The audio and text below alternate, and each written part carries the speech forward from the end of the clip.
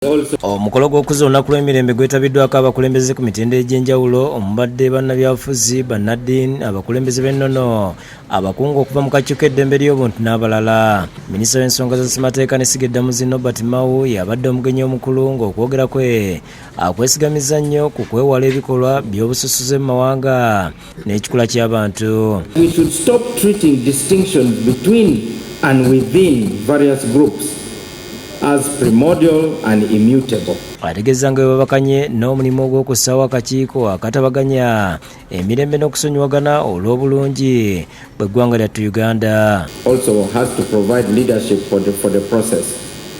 The body should be small, not too big. If it were left to me, 5 commissioners are enough, but maybe they will go up to 9. I personally think 1 chairperson and 4 commissioners can do.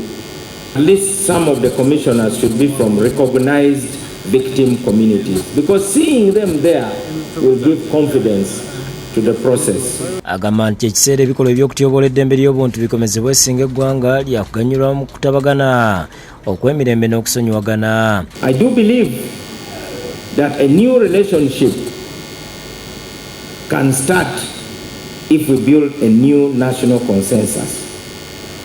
Is a majority rule enough?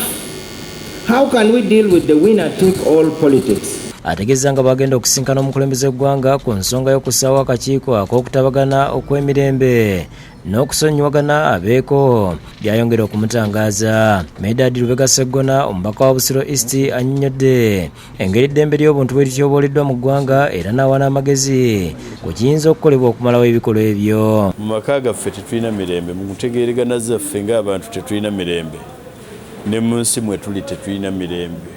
Tetulina mirembe kubanga abantu bakyalowooleza mu kwekuba, mu kwetta n'ebifaanana bwe bityo. Maria Muwangadya akulira akakiiko eddembe ly'obuntu mu ggwanga annyonnyodde obukulu bw'olunaku luno eri eggwanga. Kati olukungaana luno twaluyise tukubaganye ebirowoozo tuteese ku nsobi ki eziriwo, tufune tunogere wamu eddagala ku busosoze obwesigamye mu mawanga, obusosoze mu madiini, obusosoze ku kikula kyaffe ng'abantu. Era nga twebaza abo nabo basobodde okujja, ne twebaza UN family esobodde otukwatizaako nga Uganda Human Rights Commission e Uganda okulanga olunaku luno lubaawo.